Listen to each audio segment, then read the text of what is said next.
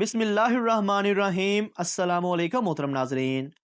عرب کے وہ قدیم باشندے جنہوں نے سبا نامی ایک جنت نظیر بستی کو آباد کیا تھا، قوم سبا جنہیں اللہ نے بے شمار نعمتوں سے نوازا تھا، لیکن انہوں نے ایسا کون سا جرم کیا تھا کہ ایک ادنا سے چوہے نے ایک عظیم الشان بستی کو تباہ و برباد کر دیا۔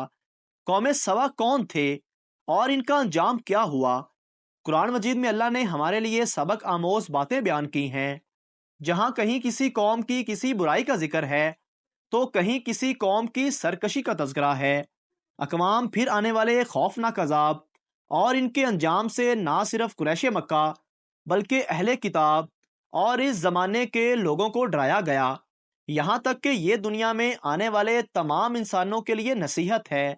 ان اقوام میں سے ایک قوم ایسی بھی تھی جسے قوم سبا کہا جاتا ہے۔ تاریخ کے مطابق سبا جنوبی عرب کے ایک بہت بڑی قوم کا نام تھا۔ قدیم زمانے سے ہی پوری دنیا میں عرب کی اس قوم کو کافی شہرت حاصل تھی۔ 2500 سال قبل از مسیح کے اصولیہ اور بابل کے کتبے میں اس قوم کا ذکر ملتا ہے، جنہیں ساخوم کہا جاتا ہے۔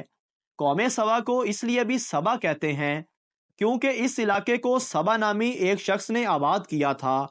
لہٰذا ابن عباس بیان کرتے ہیں کہ رسول اللہ صلی اللہ علیہ وآلہ وسلم سے سوال کیا گیا کہ سبا کوئی مرد تھا یا عورت؟ آپ صلی اللہ علیہ وآلہ وسلم نے فرمایا، سبا ایک مرد تھا جس کے 10 بیٹے تھے، ان میں سے 6 یمن چلے گئے اور 4 شام چلے گئے تھے۔ یہی وجہ ہے کہ اس کو یہدانی عرب بھی کہا جاتا ہے۔ سبا کا اصل نام عبد الشمس تھا۔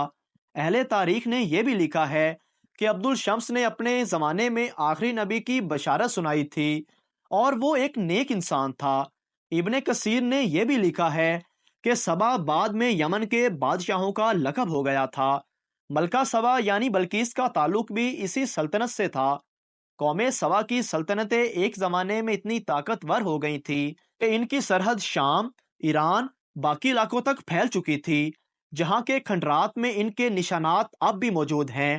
قوم سبا کا عروج کا زمانہ 1100 قبل از مسیح ہے۔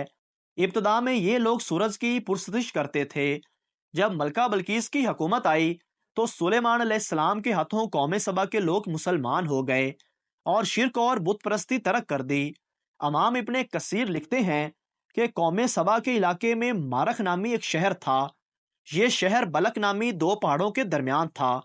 پہاڑوں سے بارش کا پانی آنے کی صورت میں یہ شہر ہمیشہ سیلابوں کی زد میں رہتا، لہٰذا اس شہر کے بادشاہوں میں، جس میں ملکہ بلقیس کا نام بھی آتا ہے، دونوں پہاڑوں کے درمیان ایک مضبوط بند تعمیر کیا جس نے سیلاب کو روک کر پانی کا ذخیرہ بنا دیا۔ بند کے اندر اوپر نیچے پانی نکلنے کے 3 دروازے بنائے گئے۔ اس بند کے نیچے ایک بڑا تالاب تھا جس سے 12 نہریں نکالی گئی جو شہر کے مختلف اطراف میں پہنچائی گئی۔ دونوں پہاڑوں کے کناروں پر باغات لگائے گئے تھے، ایک درخت اور ہر قسم کے پھل پیدا ہوتے تھے۔ کہتے ہیں کہ قدرت کی فراوانی اس قدر تھی کہ ایک عورت سر پر ٹوکری لے کر چلتی تو درختوں سے ٹوٹ کر گرنے والے پھلوں سے وہ ٹوکری خود بخود بھر جاتی۔ میلوں میں پھیلے باغات کا سلسلہ دیکھنے سے یوں لگتا تھا کہ یہ ایک خوابوں کا شہر ہے جس میں ہر قسم کے پھلدار درختوں اور پھولوں کی کثرت سے پورا علاقہ معطر ہو گیا تھا، اور جب ہوا چلتی تو اس خوشبو سے لوگ لطف اندوز ہوا کرتے تھے۔ اس علاقے میں عنبر، مشک اور دار چینی اور بے شمار چیزوں کی پیداوار ہوتی تھی۔ اللہ نے اس علاقے کو بندہ طیبہ قرار دیا۔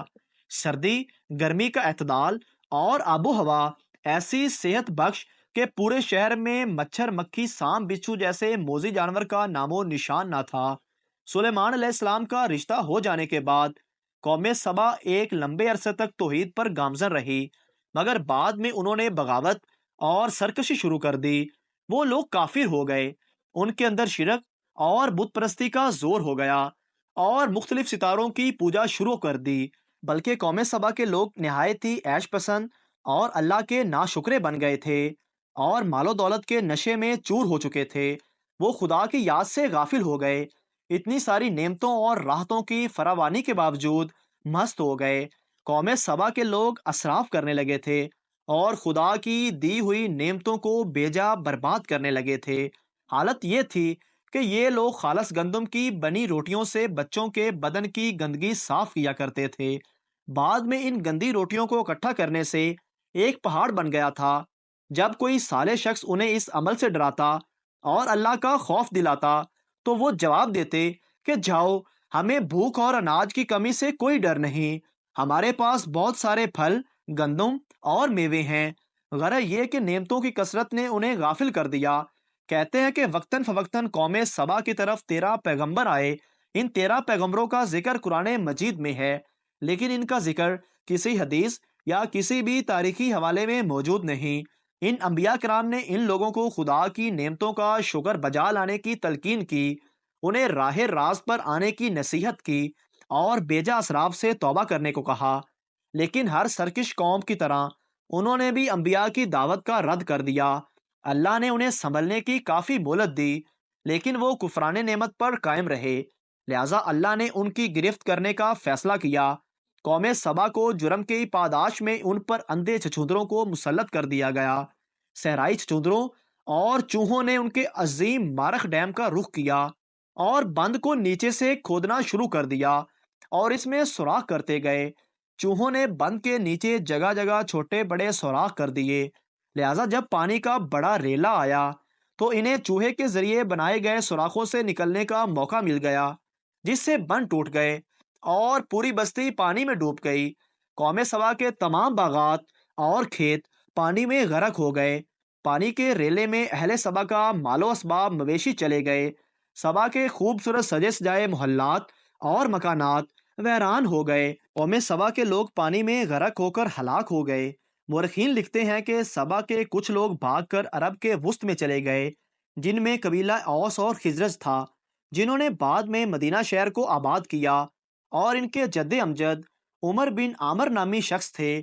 نعمتوں کی کثرت نے قوم سبا کو شکر بجا لانے کی بجائے سرمست اور خدا کی یاد سے غافل کر دیا تھا، جس کے نتیجے میں انہیں تباہ کر ڈالا گیا۔ یہ سزا ان کے اپنے ہی اعمال کا بدلہ تھا۔ اللہ پاک ہمیں اپنی نعمتوں کی قدر کرنے کی توفیق عطا فرمائے اور اپنی نافرمانی سے بچائے۔ آمین ثم آمین۔